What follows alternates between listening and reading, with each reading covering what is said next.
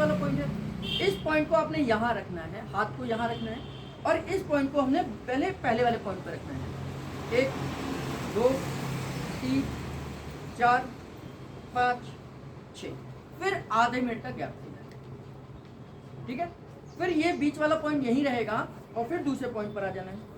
1 2 3 4 5 6, फिर उठाना है, फिर ये हाथ यहाँ रखना है और फिर ये तीसरे पॉइंट पर आ जाएगा। 1 2 3 4 5 6।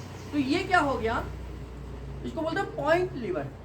एक पॉइंट दिया हमने तो इसको बोलते हैं पॉइंट लीवर इनटू 6 ट्रीटमेंट। 6 कैसे होगा, 1 2 3 3 हो गए, इसको दोबारा रिपीट कर देंगे तो 6 हो जाएंगे। तो पॉइंट लीवर इनटू 6 ट्रीटमेंट आपके लिए सबसे बढ़िया ट्रीटमेंट है। आप खुद और दूसरों को ठीक करते हैं। अगर किसी की इम्यूनिटी डाउन है तो भी आप ये ट्रीटमेंट दे सकते हैं। अगर किसी को बार बार फीवर आ जाता है तो भी ये ट्रीटमेंट दे सकते हैं। किसी को भूख नहीं लगती है तो भी ये ट्रीटमेंट दे सकते हैं। आप लिवर का यानी कि इस पॉइंट का इस्तेमाल अपने शरीर की सभी बीमारियों में कर सकते हैं। खुद मैंने आपको बताया कि लिवर एकमात्र ऐसा ऑर्गन है कि अगर आपके शरीर में कोई बीमारी आती है तो लिवर अफेक्ट होगा ही होगा। तो लिवर को स्ट्रॉन्ग कर लो ताकि और कोई बीमारी इन फ्यूचर में ना आए और जो आ चुकी है उनकी रिपेयरिंग हो सके।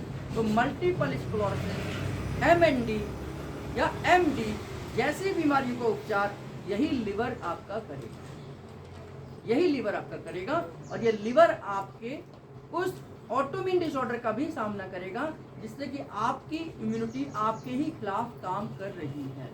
आपकी इम्यूनिटी आपके खिलाफ काम कर रही है तो ऑटोइम्यून डिसऑर्डर है। उस कंडीशन में पहले उसे रोकने के लिए काम करेंगे। रोकने के लिए हम क्या करेंगे, 2 पेन देंगे, है ना। किसी भी बीमारी को रोकने के लिए हम क्या करेंगे, 2 पेन का इस्तेमाल करते ही हैं। तो सबसे पहले हम उस बीमारी को रोकेंगे। ट्रीटमेंट हम बाद में करेंगे, ट्रीटमेंट तो हम बाद में करेंगे, पहले रोकेंगे। तो 2 पेन मल्टीप्लाई बाय 6 ट्रीटमेंट हम हर केस में दे सकते हैं और उसकी ज़रूरत के हिसाब से उसके ट्रीटमेंट के आधार पर हमने उसके सपोर्टिव पॉइंट भी बताए हैं।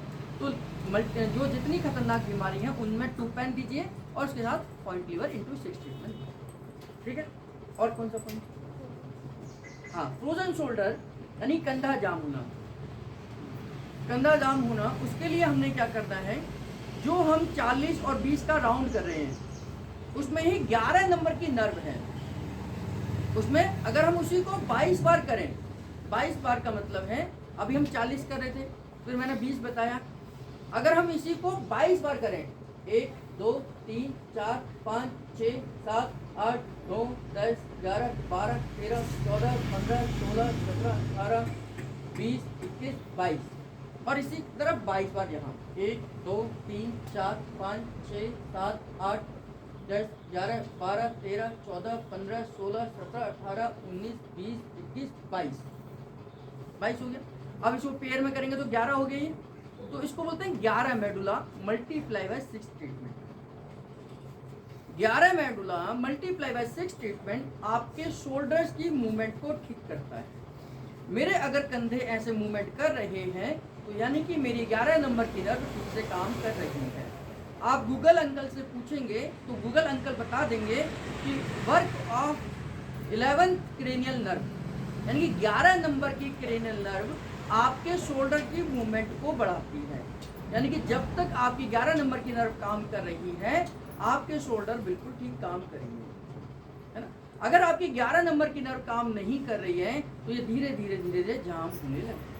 तो हमने क्या करना है, 11वें नंबर की नर्व को स्टिमुलेट। तो कितना फर्क, कितना उसमें है, अगर हमने एक भी ज़्यादा कर दिया तो वो दूसरी नर्व पर काम चला जाएगा।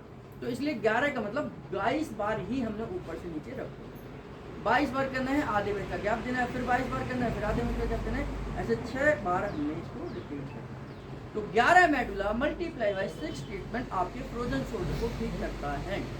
21 दिन लगातार करिए, सुबह दोपहर शाम करिए, मुझे फीडबैक दीजिए, है ना, मुझे फीडबैक दीजिए। हाँ तो आप करिए, आप इसे सुबह दोपहर शाम करिए, 21 दिन लगातार